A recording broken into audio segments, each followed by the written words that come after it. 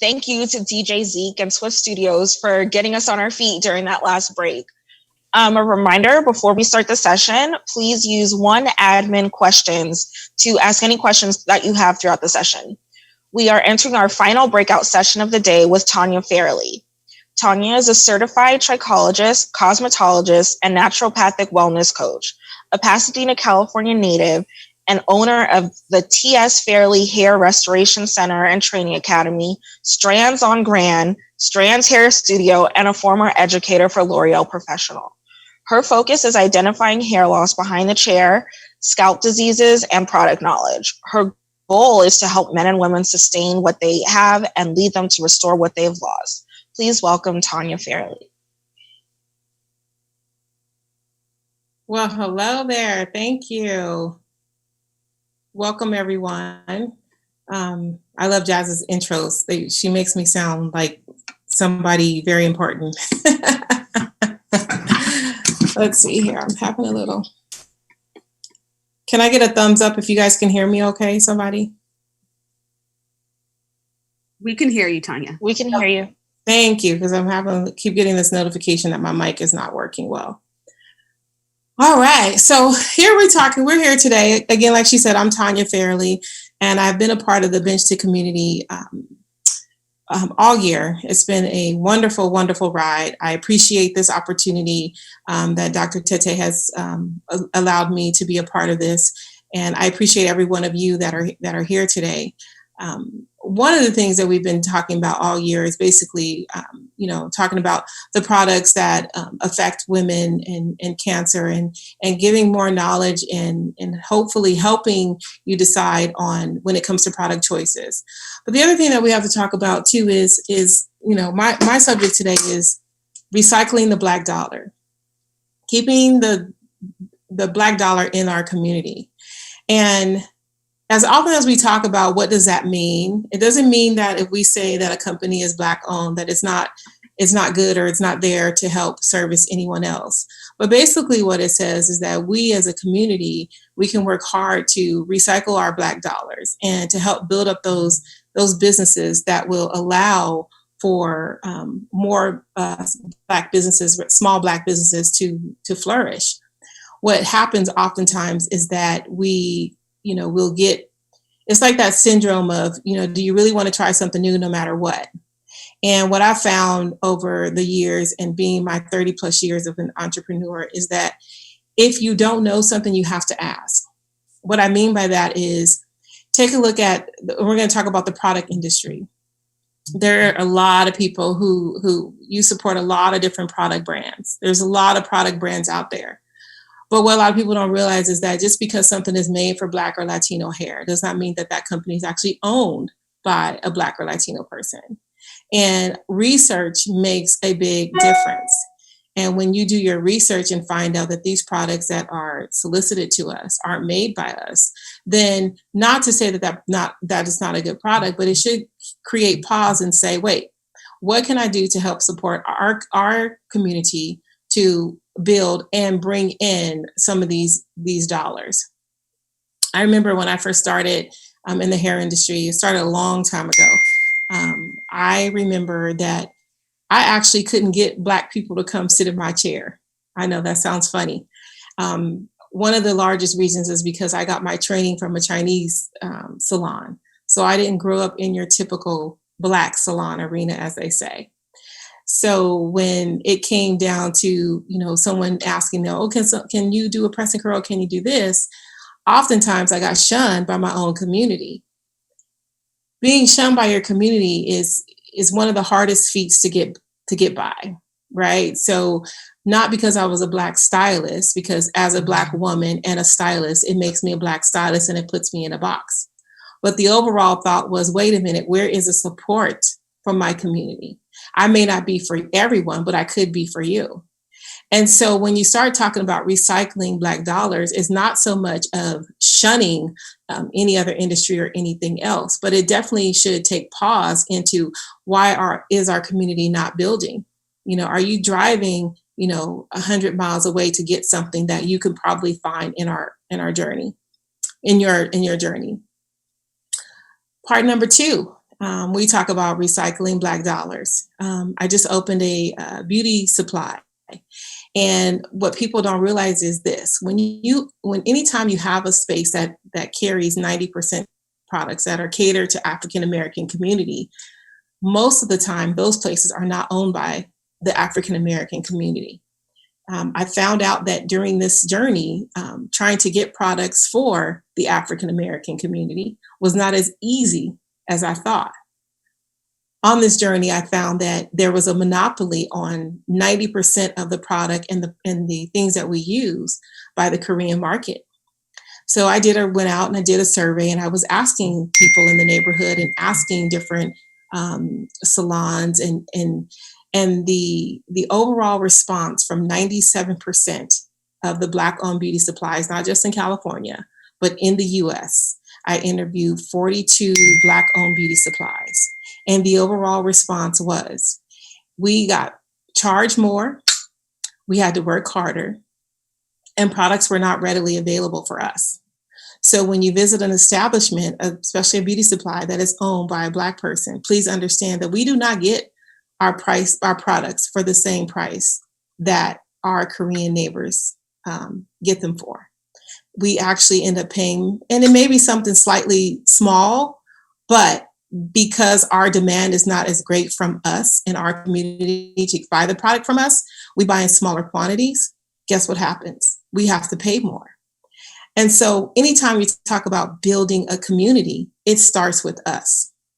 And starting with us means taking a deep look at what we're doing and finding out ways, socially responsible ways, to help build and forge a bond so that these things don't affect and hinder us so much. I remember a lady once asked me, she said, Tonya, she goes, I've been in here all day. She says, and because she was there doing some reports and working on some other things. And she said, I noticed that you have such a wide multicultural clientele. And I said, yes. And I said, and I like it that way. I said, but it does bother me that I don't get more people who look like me. But the reality of it is that oftentimes we, as a unity and as our own people, will find reasons and ways to go outside to spend our money, and sometimes spend even more than to support our community. But it doesn't have to be that way. I find that oftentimes you're in a community, maybe you're in a community where there's only 10 Black people in a 3 to 5 mile radius, then you can start your own business in a community to help recircle those dollars or to bring people to your neighborhood. I'm one that's not afraid. I've jumped out of an airplane 13,000 feet. So, for me, taking a risk, it's just what I do. I've built 3 6-figure businesses, not because of me, but because by the grace of God, I was given the opportunity to meet some wonderful people who wanted to invest in me. But that doesn't mean that we can't find those same wonderful people in our own community. There has to be more. There has to be more of a drive, more of a willingness to be a part of something greater than yourself. When you're a part of something greater than yourself, then it allows you to look outside of yourself and see that you can do more. I often mentor to younger women, especially Black girls, young girls who find themselves in situations. And I always ask them, if you could do anything in this world, what would it be? And the first thing they tell me is, oh, Miss Tonya, I don't know yet. I like this, I like that. And I say, well, I can't help you monetize off your passion until you can figure out what that is. And that's the same thing. If you're passionate about building your community, recycling dollars, then you have to find that niche that's going to allow you to do that. You like purses. Some people love to drive. They'll drive far. South Coast Mall. We're talking about California. Spend, $1,000, $1,200 on a purse, but won't spend 50 cents extra on a bottle of color out of a Black-owned beauty salon. And I'm saying this from experience. Recycling Black dollars does not mean that you cannot shop other places, but you can't build your community if you continue to take the money outside. Take a look at our neighbors. Take a look at your neighbors in your neighborhood. Take a look at the stores in your neighborhood. Just take a look at the small mom and pop places in your neighborhood. If you have a Latino store in your neighborhood, take a look around and see who visits those stores. Yeah, you might see a trickle in of a Black female or male, but 90% of their customers are Hispanic. And guess what? Because they believe in recycling and keeping their communities and building their communities up. Go to an Asian market. Again, you might see a trickle of another ethnicity in there. But the reality of it is you're going to see mostly Asians in there helping to keep their market going, helping to build up. We're going through this global pandemic. 74% of businesses that have closed up during the pandemic are small businesses, and 68% of those businesses are Black-owned businesses. A lot of the businesses weren't able to sustain through the pandemic. Why? Because we did not help build our community. Now, I say this all the time. I don't care what your skin color is. If you're giving terrible customer service, I don't want to spend 50 cents in there. So if people didn't learn anything during this pandemic, you cannot come out this pandemic the same way you went in. I know for me and my staff, we didn't.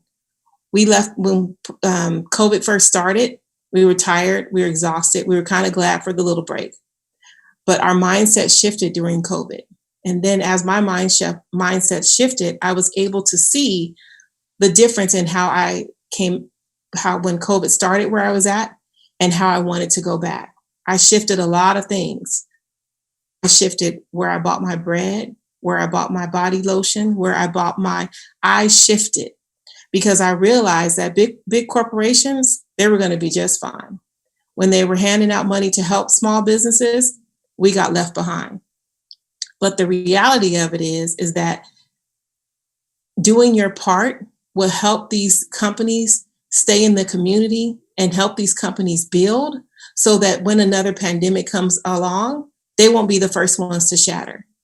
I know of at least 9 hair salons that closed up during the pandemic. Now, granted, the government had a lot to do with that. There was a lot of holes that we had on us, but we weren't financially ready for a pandemic. Not everyone was. By the grace of God, I'm blessed and grateful for a community of people that stick around me who, when I have questions, they're there to help me and there to answer. And so I was able to make it out of the pandemic. But I also came out of it different than when I went in. I made sure that when I opened up my beauty salon, my beauty supply, that 90% of my products are Black-owned products. And when I say Black-owned products, not with the Black person's name on it, but manufactured by a corporation, because there's a difference. That means Black-owned products that are made by Blacks, manufactured and still sold and owned by them. See, recycling Black dollars, you have to understand that we have to pay more, so we don't get as much. Recycling Black dollars means that you're going to support and find ways to continue to support, even when the chips get down. Now, I understand, I've said this before, we all want to save money where we can. And that's not always the possibility when it comes to buying from a Black-owned business. But if you don't take the first step in trying to support and help them get better, help them get better. Let me just stop there for a minute. Helping them get better, let me tell you what that means. That means if you walk into a Black-owned business and something isn't right, before you go blasting them on social media and telling everybody not to go there, try to have a conversation with the owner or the manager and tell them what your dislikes are or what you've gone through, and see if they can help you before you discredit them. It's not so much that they should have a pass, because customer service is customer service. But when you're trying to build a community, you got to work through the kinks. And sometimes people just don't know. Think about that. How many times have you been accused of something that you really didn't think was that big of a deal until somebody brought it to your attention? And although it may not have been that big of a deal to you, it was a big deal to them. Supporting Black businesses means that sometimes we have to have those tough conversations. I had to have one. Lady walked into the store the other day, and not only did I have that tough conversation, but I also escorted her out the space. Because at the end of the day, if you're there to support, then support. Give me positive feedback or even negative feedback, but in a positive way. And that's all any business needs, especially the small Black-owned businesses. We need that support, but we need to understand that we're there to listen. We're not there to dispute everything someone says, and we're not there to take away from your issue or your situation. But the reality of it is that if you want to build a community, it takes more than just one person. It takes more than just the person who starts the community's dollars. It takes a village. It takes a community. I need everybody to stop and think. If you had one desire and you wanted to build a business, and there was one thing holding you back from building a business, can somebody just throw that in the chat? What is that one thing that is holding you back from building a business?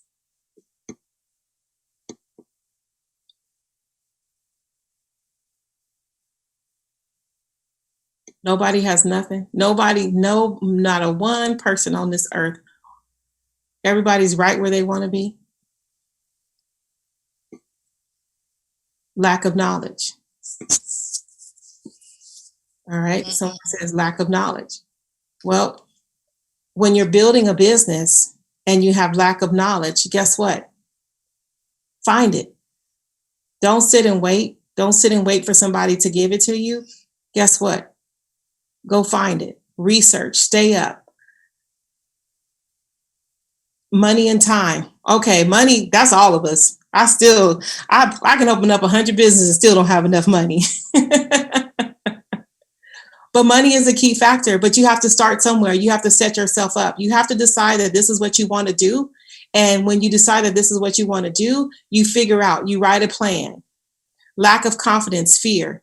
Yeah, you should have fear. You should definitely have fear. If you have fear of getting ready to start a new business, guess what? That means you're doing it right. Whenever I'm getting ready to bring a new product in or introduce a new service, I'm scared to death because I'm like, I'm going to invest this money and what if nobody buys? But guess what? You got to do it. You got to get to the root cause of where this lack of confidence is coming from. You got to get to the root cause of where this fear is stemming from. I'm going to go back to the lack of knowledge. When you have a lack of knowledge, that's where a fear sets in. That's where the confidence sets in. But guess what? When I'm looking for answers, honestly, when I'm looking for answers when it comes to the business world, I look for an educated Black person who can help me take me to the next level. Now, see, the reality of it is, and this is not, I don't say this to impress anyone, but to impress upon you that whenever you want to get from where you were yesterday, it requires an investment. I have spent hundreds of thousands of dollars on education every year. Every year I'm educating myself on figuring something new out. That's how I can build my community. That's how I can hire young African-American women to come up behind me so that I can train them and teach them. That's how we start building communities. That's how we start keeping those dollars into us, into our areas. A lack of confidence is just comes because of a lack of knowledge. But guess what? You gain the knowledge, you gain the confidence. You get to the root cause of what's keeping you back, and I guarantee you, things will change for you. Surround yourself with people who you want to be like. I was in this conference the other day, and I think I was the only six-figure earner on that call. I'm pretty certain everybody on that call was a millionaire, a multi-millionaire. And I remember someone on the call asking, because you have to prove who you are and you have to prove, where you stand. And I was not only the only six-figure earner on this call, but I was also the only Black woman. So here I was with two Black males, Hispanic guy, white guy, 4 women, and I'm soaking it up. I'm soaking it up. You know why? Because I paid to get a seat at this table so that I can give this information and knowledge to someone else. Building a community, building a structure, building a foundation so that people who are watching me want what I have and are ready to take that next step. But guess what? The person that I went to that conference through was a Black man. See, I'm not saying that you can't get education from anywhere else or anyone, but if you seek out if you really want to invest in yourself, you have to look for people who are where you want to be or where you're going. And once you do that, you find that person that you best resonate with so that you can get the information. Now, is it going to be easy? By no means. By no means. Is that cause for concern? Maybe for some. I don't want to say that I'm fearless, but when it comes to business, I want to know more. When it comes to helping develop people under me and bringing people up and helping people with their business, I want to know more. And the only way that I'm going to know more and learn more is by investing in myself so that I can bring others along. Now, I already know I'm not a great fit for everybody. I don't coddle. There's a lot that I just don't do.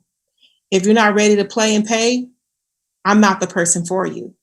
But I guarantee you, I will teach you how to, one, earn so that you can go to work every single day like I do.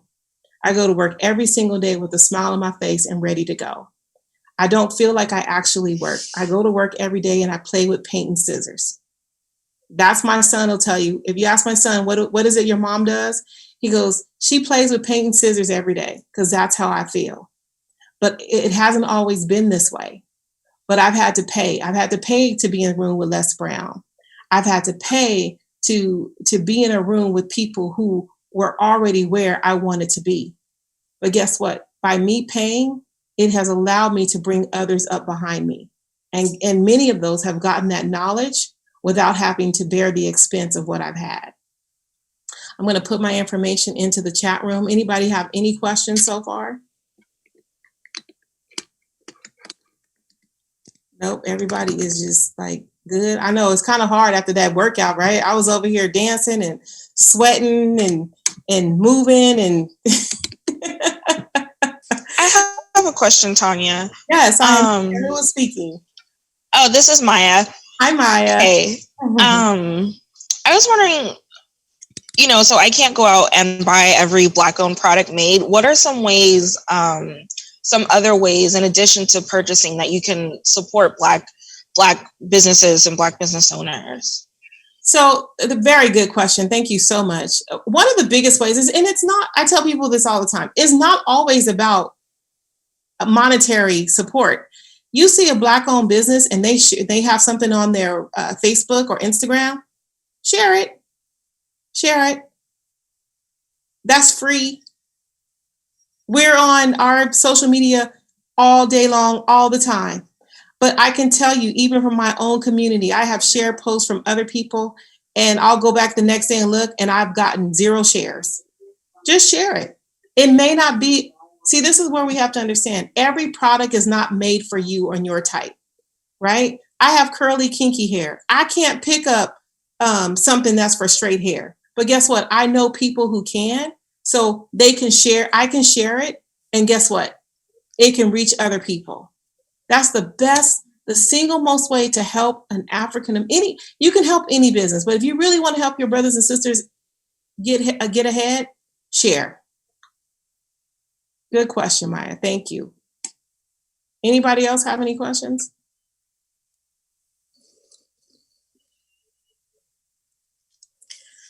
Well, I have another one.